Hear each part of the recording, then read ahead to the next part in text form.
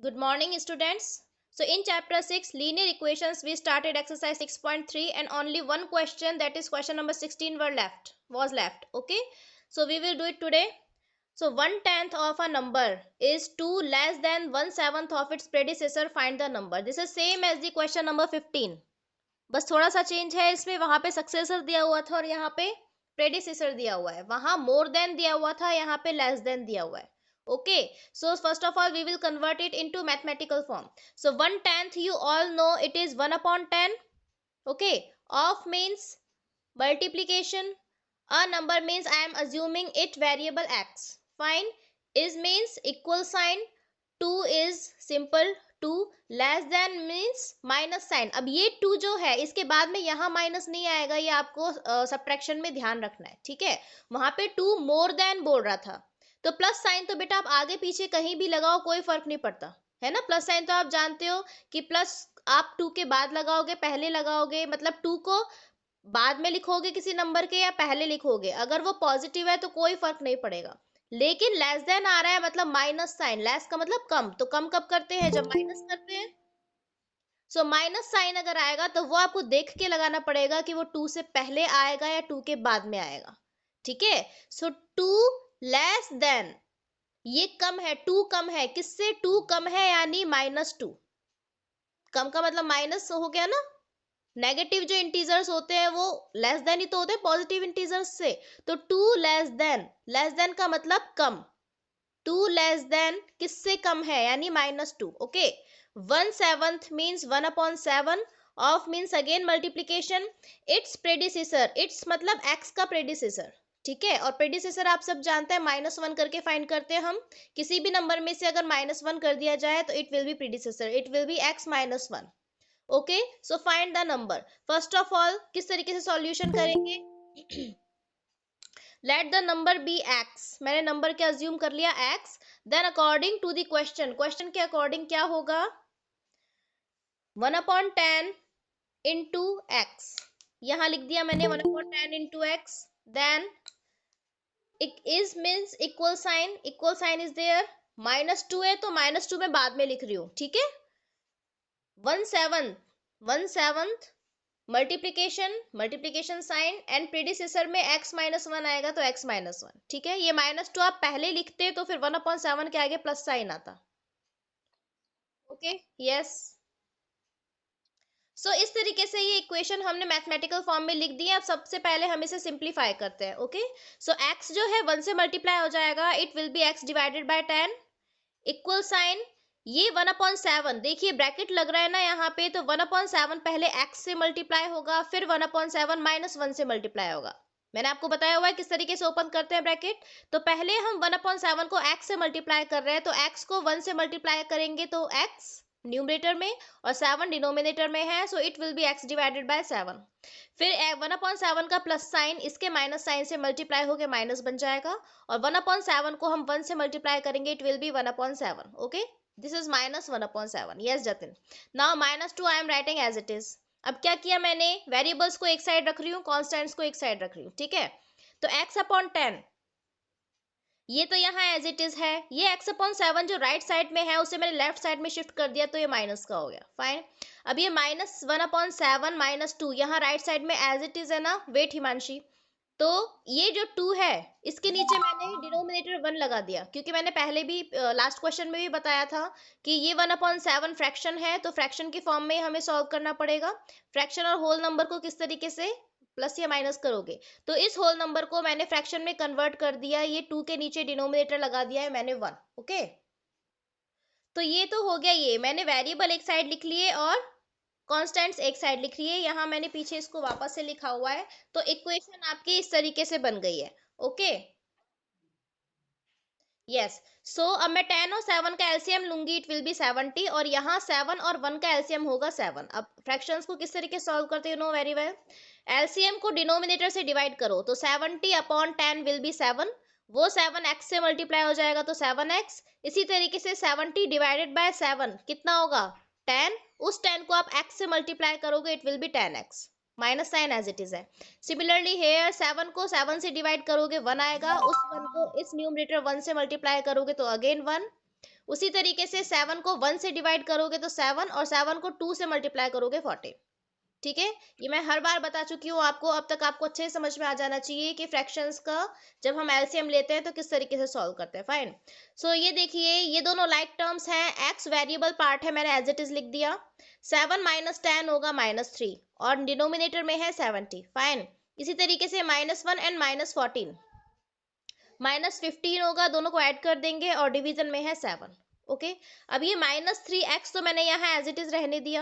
ये 70 जो यहाँ डिवीजन में था उसे मैंने यहाँ मल्टीप्लीकेशन में ले लिया, क्योंकि राइट साइड में शिफ्ट करते हैं तो डिवीजन मल्टीप्लीकेशन में चेंज हो जाता है। तो ये -15 से मल्टीप्लाई होगा, और डिनोमिनेटर में 7 एज इट इज लिखा हुआ है। ठीक है, अब नीचे मैं क्या शिफ्ट कर रही हूँ, ये -3 जो है यहाँ मल्टीप्लीकेशन में था ना, जब मैं इसे राइट साइड में शिफ्ट करूंगी तो ये यहाँ डिवीजन में आ जाएगा। ठीक है, चाहे तो आप ऐसे कर लो कि इस होल नंबर के डिवीजन में लिख लो -3, तो भी सिंप्लीफाई करके वो यहाँ डिनोमिनेटर में ही आएगा। आप जानते हो क्रॉस मल्टीप्लाई कैसे करते हैं। ठीक है, नीचे जो नंबर होता है वो ऊपर चला जाता है, और ऊपर जो नंबर होता है वो नीचे आ जाता है। तो -3 यहाँ ऊपर लिखा हुआ है x के साथ, तो यहाँ नीचे आ जाएगा, तो 7 के साथ मल्टीप्लाई हो जाएगा -3। ओके, अब इसे कट करोगे आप तो ये 3 से 15 कट होगा 5 टाइम्स, और 7 से 70 कट होगा 10 टाइम्स। तो ये क्या हो गया, -5 मल्टीप्लाई बाय 10, और डिवीजन में बचा -1। ओके, ये माइनस साइन इस माइनस साइन से कट हो गया, और 10 5 जा 50, और x की वैल्यू ही हमें फाइंड करनी थी। वो पूछ रहा था फाइंड द नंबर, जो नंबर हमने x अज्यूम किया था। ठीक है, तो this is the required number. Fine. So this was question number 16, and with this question we have completed now chapter 6, that is linear equations. Fine. So now this is the activity for class 7 maths. Okay, we will do it today. So what is the activity? Study of 2D or and 3D shapes and figures. 2 dimensional, 2D का मतलब होता है 2 dimensional, 3D का मतलब होता है 3 dimensional. Dimensions का मतलब आप जानते हो कि किस किस डायरेक्शन में वो डायग्राम बना हुआ है या फिगर बना हुआ है। ठीक है, तो 2 डायमेंशनल मतलब जिसमें सिर्फ 2 डायमेंशंस होती है, लेंथ और ब्रेड्थ।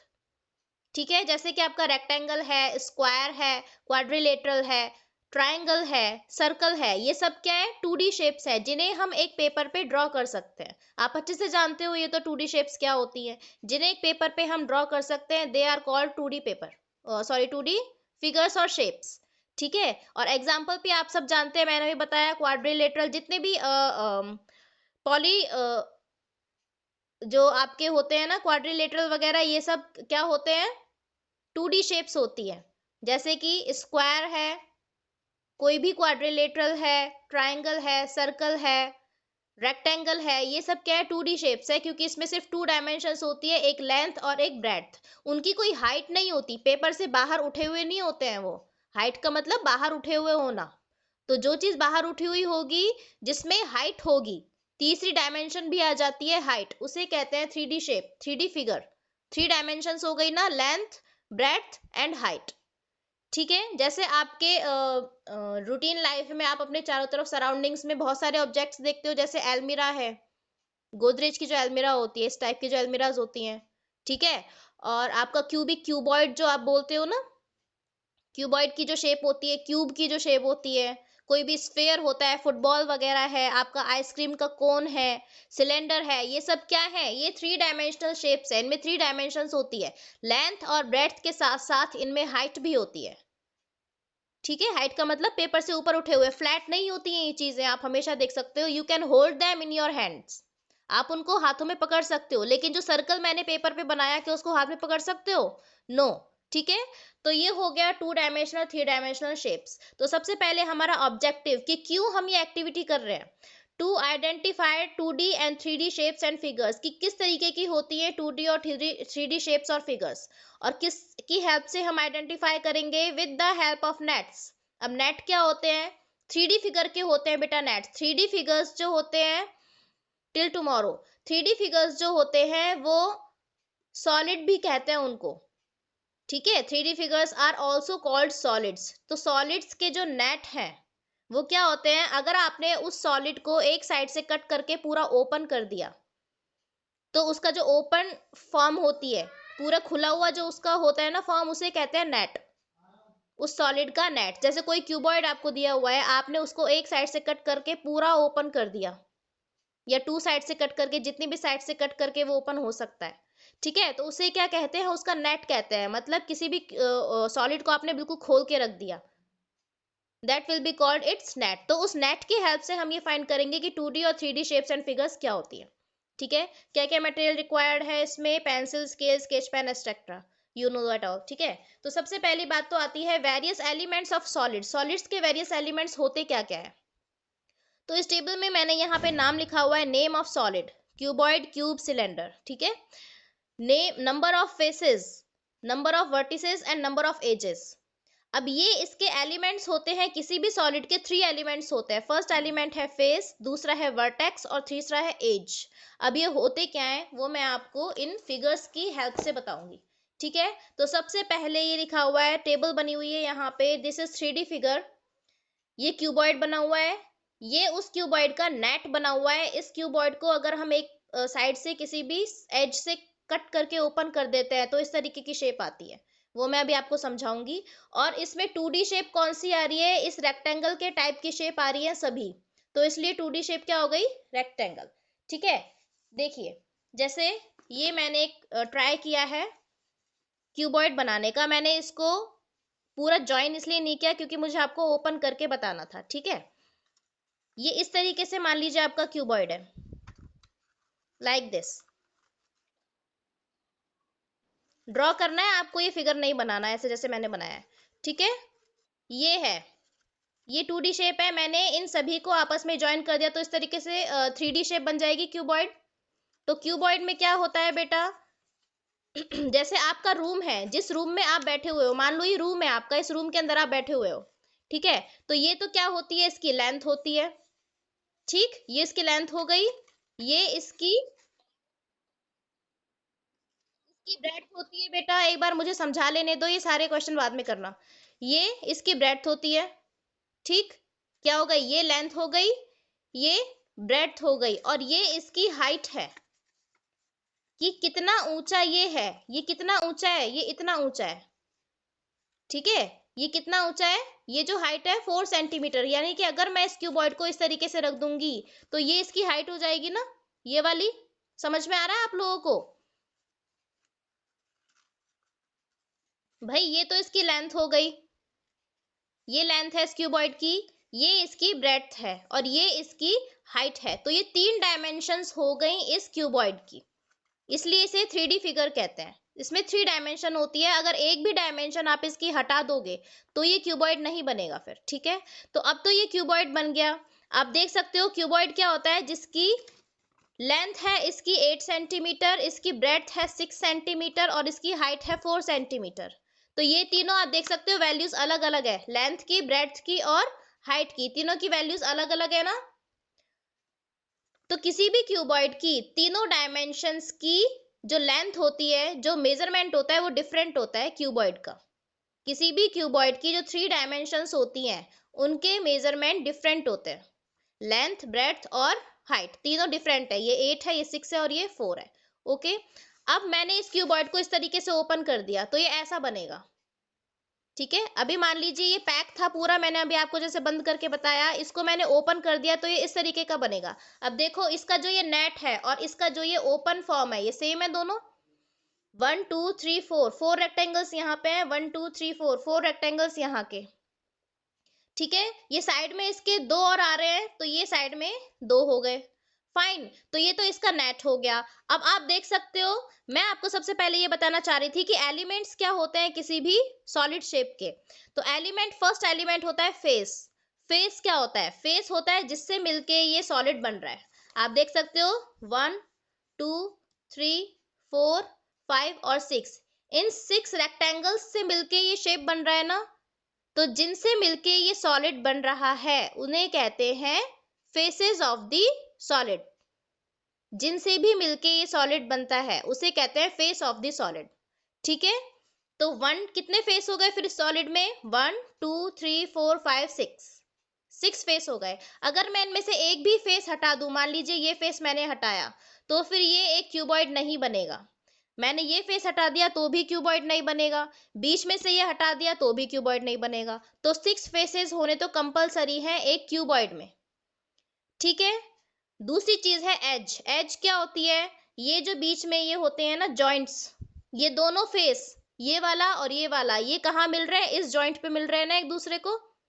तो दो फेसेस एक दूसरे को जिस जॉइंट पे मिलते हैं, it is called edge. EDGE, edge. Edge का मतलब हिंदी में आप जानते हो किनारा होता है, ठीक है। तो इस फेस का ये किनारा और इस फेस का ये किनारा, ये एज दोनों की यहाँ पे आके मिल रही हैं। तो दो फेसेस एक दूसरे को जिस जॉइंट पे आके मिलते हैं, it is called edge of the solid, ठीक है। तो कितनी एज हो गई बता सकते हो आप लोग मुझे? इस तरीके से मैंने इसे बंद किया।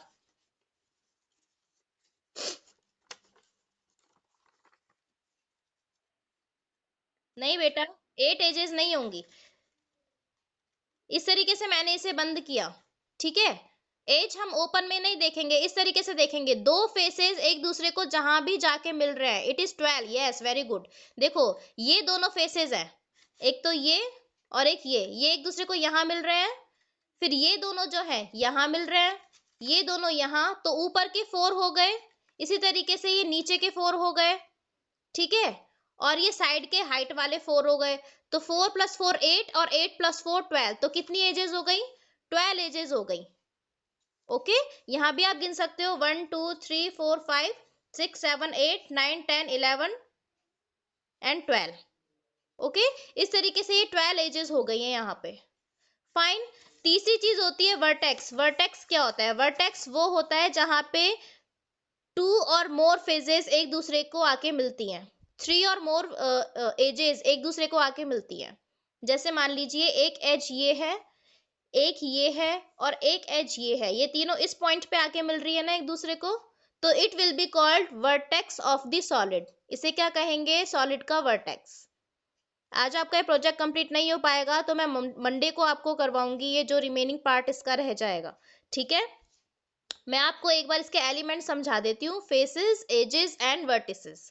फेसेस क्या होते हैं? जिनसे मिलकर के सॉलिड बनता है, इट इज कॉल्ड फेसेस। दूसरी चीज होती है एजेस। एजेस क्या होती है? जहां पे 2 और मोर फेसेस एक दूसरे को मिलते हैं, ठीक है। जैसे ये दोनों फेसेस मैंने अभी आपको एग्जांपल बताया, ये दो फेसेस है, this one and this one, ये दोनों एक दूसरे को इस शार्प कॉर्नर पे आके मिल रहे हैं ना, तो ये क्या हो गई? एक एज हो गई, फाइन। तो ये होती है एज। और 2 और मोर एजेस, 3 और मोर एजेस जहां पे एक दूसरे को मिलती हैं, वो होती है वर्टेक्स। यानी एक नुकीला जो कॉर्नर होता है ना, पॉइंटेड जो कॉर्नर होता है, it will be called vertex. जैसे इसको मैंने ज्वाइन किया, ठीक है।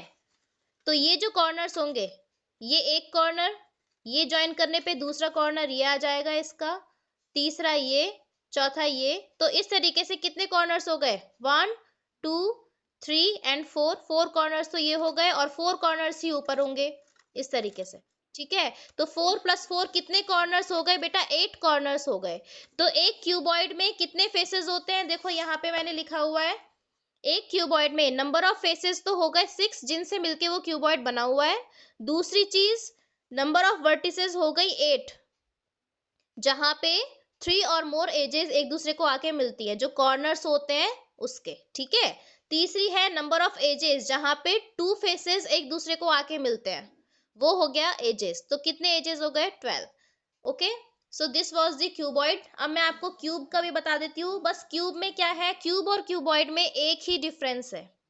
क्यूबॉइड में मैंने आपको बताया था कि इसकी लेंथ, जैसे मान लीजिए ये जो है ये लेंथ है, ये इसकी ब्रेड्थ है, ये छोटी सी जो बन रही है ना ये ब्रेड्थ है, और ये इसकी हाइट है, ये, ठीक है। ये तीनों का मेजरमेंट डिफरेंट होता है क्यूबॉइड में, लेकिन क्यूब में ये सेम होगा, ओके। ये जो लेंथ है, ये जो ब्रेड्थ है और ये जो इसका हाइट है, ये तीनों की मेजरमेंट सेम होती है। अगर तीनों का मेजरमेंट सेम होगा तो स्क्वायर बनेंगे ऑब्वियसली, इस तरीके से। बाकी सब चीज सेम होती है। देखो नेट भी इसका बिल्कुल सेम है, ठीक है। बस ये इस तरीके से इसको आप उल्टा रख दो तो ये वही हो जाएगी चीज, ठीक है। तो नेट भी इसका सेम है। बाकी number of vertices, edges and faces ये भी सेम होंगे। डिफरेंस किस में आएगा कि जो लेंथ, ब्रेड्थ और हाइट है किसी भी क्यूब में सेम होती है हमेशा, बस ये एक डिफरेंस है, बाकी और कोई डिफरेंस नहीं है। और अगर ये तीनों चीजें सेम होंगी तो ऑब्वियसली इसका फेस किस शेप का होगा, स्क्वायर शेप का होगा। ये सभी स्क्वायर है ना, आप देख सकते हो। तो क्यूबॉइड और क्यूब में मेन डिफरेंस ये है कि क्यूबॉइड की 3 डायमेंशंस का मेजरमेंट अलग अलग होता है, लेकिन क्यूब में तीनों डायमेंशंस का मेजरमेंट सेम होता है। दूसरी चीज ये है, क्यूबॉइड का जो फेस है वो रेक्टेंगल शेप का होता है और क्यूब का जो फेस है वो स्क्वायर शेप का होता है। ये 2 डिफरेंसेस होते हैं क्यूबॉइड और क्यूब में। ओके, आई होप आप सभी को क्यूबॉइड और क्यूब तो अच्छे से समझ में आ गया होगा। फाइन, अब हम सिलेंडर पे चलते हैं। सिलेंडर क्या होता है, देखो बेटा, ये सिलेंड्रिकल शेप है। जैसे सेल होता है ना आपका, सेल होता है, वो सिलेंड्रिकल शेप का होता है। ये मैंने इस तरीके से बनाया हुआ है। ओके, तो उसमें आप देखते हो सेल के अंदर ऊपर सर्किल होता है और नीचे भी एक सर्किल होता है और बीच में इस तरीके की कर्व शेप होती है। जैसे ये पेंसिल ले लो ना आप, इस पेंसिल को ले लो, या फिर ये पेन है। ये पेन क्या है, सिलेंड्रिकल शेप का है। इसमें ऊपर अगर इसको मैं बिल्कुल फ्लैट कर दूं, अभी तो ये टेढ़ा दिख रहा होगा आपको, ये बिल्कुल फ्लैट कर दूं तो एक सर्किल की शेप है ना, और इसके नीचे भी ये सर्किल की शेप आ रही है, ये वाली, और बीच में जो ये है ये कर्व्ड है, मुड़ा हुआ है, चारों तरफ से घूमा हुआ है। ठीक है, तो this is called cylinder. Okay, अब देखिए, इसको अगर मैं ओपन कर दूं तो ये इस तरीके का इसका नेट बनेगा। ये सिलेंडर है, ये सेम मैंने यहाँ पे कर दिया। कैसे बनेगा, बीच में कर्व शेप होती है तो इसको मैंने ऐसे मोड़ दिया। ये तो हो गई बीच वाली आपकी कर्व शेप जो सिलेंडर में होती है, जैसे आपका सेल होता है। अब ऊपर नीचे ये ओपन है तो इसको आप देख सकते हो, ऊपर सर्कल का बन रहा है ना शेप। इसको बंद करने के लिए मैंने एक सर्किल रख दिया यहाँ पे। ऐसे ही नीचे सर्किल का शेप बन रहा है तो इसको बंद करने के लिए भी एक सर्किल रख दिया। तो ये इस तरीके की शेप बन जाएगी आपकी। ये ऊपर नीचे दोनों तरफ से अब बंद है और बीच में कर्व्ड सरफेस आ रहा है इसका। ठीक है, तो अब आप मुझे बताइए कितने इसमें फेसेस हो गए, किन किन चीजों से मिलके बन रहा है ये। 3 होंगे बेटा, 4 नहीं होंगे। एक तो बीच वाला ये पूरा, एक तो बीच का ये पूरा, एक ये ऊपर का सर्किल और ये नीचे का सर्किल, 3 फेसेस हो गए ना। इसमें एजेस कितनी होंगी, एज मैंने आपको बताई थी, जहां पे 2 फेसेस एक दूसरे को आके मिलते हैं। अब एक फेस तो ये है और एक ये ऊपर वाला फेस है, कहाँ आके मिल रहे हैं एक दूसरे को, इस किनारे पे। तो एक एज तो ये हो गई, और इसी तरीके से नीचे जो सर्किल है वो इस फेस को कहाँ आके मिल रहा है, इधर। तो दूसरी एज ये हो गई सर्किल वाली। तो 2 तो एजेस होती है इसमें, 3 फेसेस होते हैं। और बेटा क्या इसमें कोई वर्टेक्स है, कोई नुकीला कॉर्नर आपको दिखाई दे रहा है?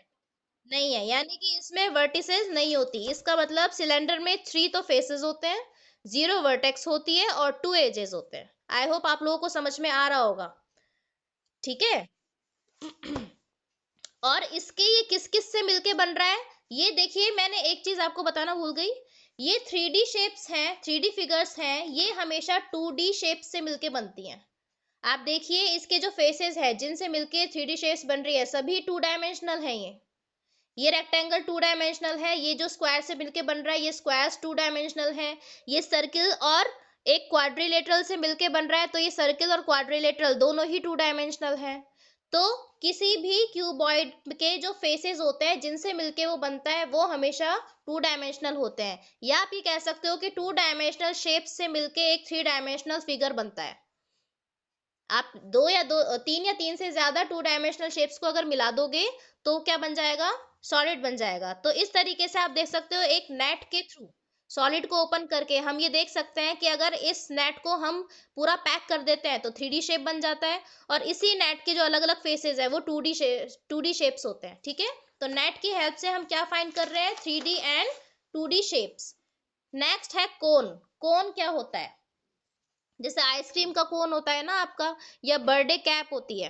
क्वाड्रिलेटरल इसलिए आया क्योंकि बेटा सिलेंडर में वो रेक्टेंगल की फॉर्म में भी हो सकता है और स्क्वायर की फॉर्म में भी हो सकता है। ये देखो, ये अभी रेक्टेंगल है, ठीक है, अगर मैं इसको स्क्वायर बना देती ना तो भी एक सिलेंडर बन जाता है इससे, इसलिए मैंने क्वाड्रिलेटरल लिखा है।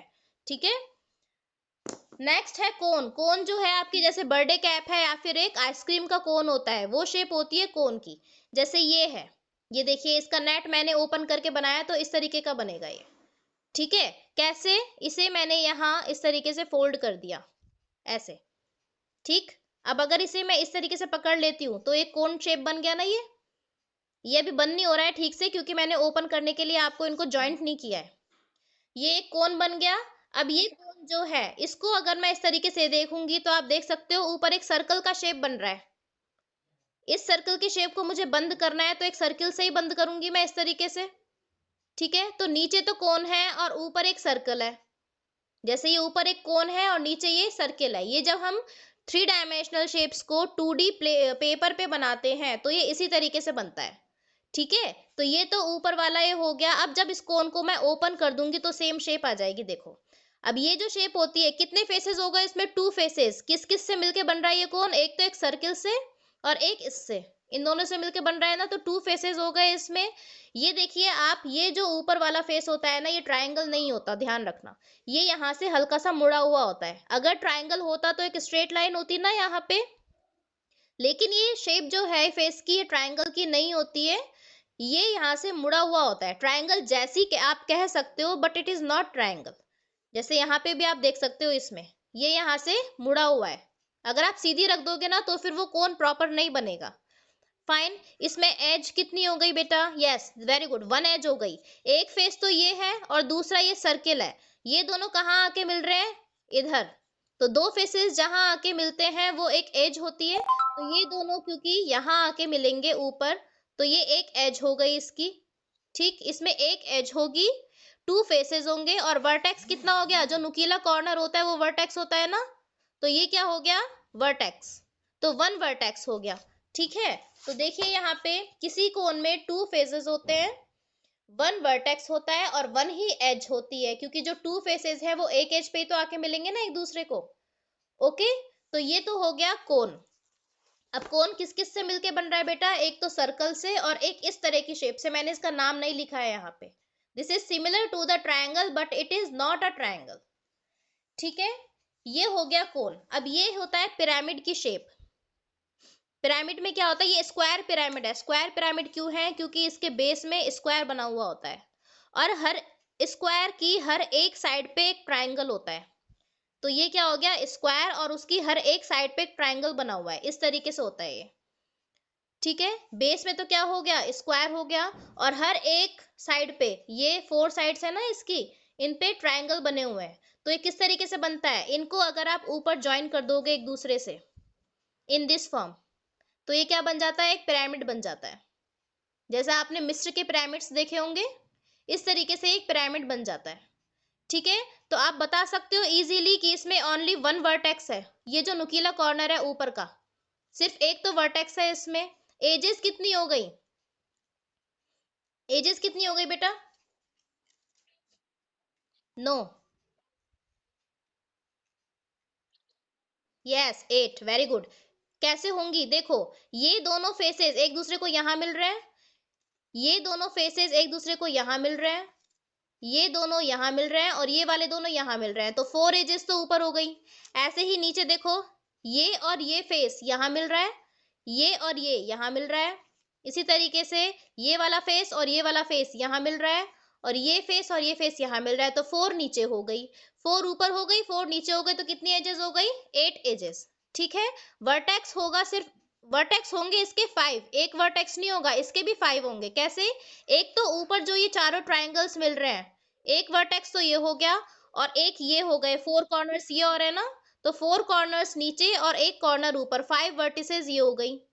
ठीक है, और फेसेस कितने हो गए, फेसेस तो आप गिन सकते हो, 1 2 3 4 5, 5 फेसेस आर देयर। ठीक है, तो मैंने यही लिखा हुआ है यहाँ पे देखिए। स्क्वायर पिरामिड जो होता है, स्क्वायर पिरामिड क्यों कहते हैं, क्योंकि इसका बेस जो होता है वो एक स्क्वायर होता है। ओके, इसमें फेसेस है 5, वर्टेक्स है, वर्टिसेस है 5 और एजेस है 8। ठीक है, तो ये 5 शेप्स हम पढ़ेंगे इस एक्टिविटी में। ये जो पिरामिड है ये किस किस से मिलके बना है, स्क्वायर से और ट्राइंगल शेप से। तो इसके फेसेस किस तरीके के होंगे, एक तो स्क्वायर और एक ट्राइंगल। ठीक है, तो इस तरीके से आपको ये एक्टिविटी करनी है, प्रोजेक्ट नोटबुक में करनी है। दूसरी चीज ये है, यहाँ पे थोड़ा सा उल्टा हो गया, ये जो फिगर है, ये जो टेबल है फिगर्स वाली, ये आपको ब्लैंक पेज पे बनानी है। ठीक है, उसमें कॉपी आपकी जो है थोड़ी विड्थ में थोड़ी कम होती है ना, ब्रेड्थ उसकी कम होती है, तो आप छोटे छोटे फिगर्स बना सकते हो। मैंने बड़े बनाए हैं यहाँ पे, आप छोटे छोटे फिगर बना सकते हो यहाँ पे। ठीक है, तो ये जो डायग्राम्स वाला है पोर्शन, या अच्छे से जानते हो ब्लैंक पेज पे ही करते हैं, जो व्हाइट पेज होता है लेफ्ट साइड में, और जो ये रिटर्न वर्क है जितना भी, ये वाला और ये सारा आपको कहाँ करना है, लाइनिंग पेज पे, ठीक है। और जैसे मैंने किया है कि अगर इस साइड में मैंने फिगर बनाया है तो उसके लिए जो टेबल है वो यहीं बनेगी, तो इस तरीके से करना है। अगर 3 फिगर्स आगे 3 फिगर्स बनते हैं तो 3 के बारे में लिखोगे, पीछे बाकी के 2 बना रहे हो तो बाकी के 2 के बारे में आप पीछे के लाइनिंग पेज पे ही लिखोगे। तो कंक्लूजन क्या हुआ इसका, every 3D figure has different net, हर एक 3D फिगर का आपने डिफरेंट नेट देखा, and is made up of different types of faces, और किससे मिलके बनते हैं, अलग अलग टाइप्स के फेसेस से, ठीक है। So send this project to me till tomorrow, okay. This was all for today, thank you.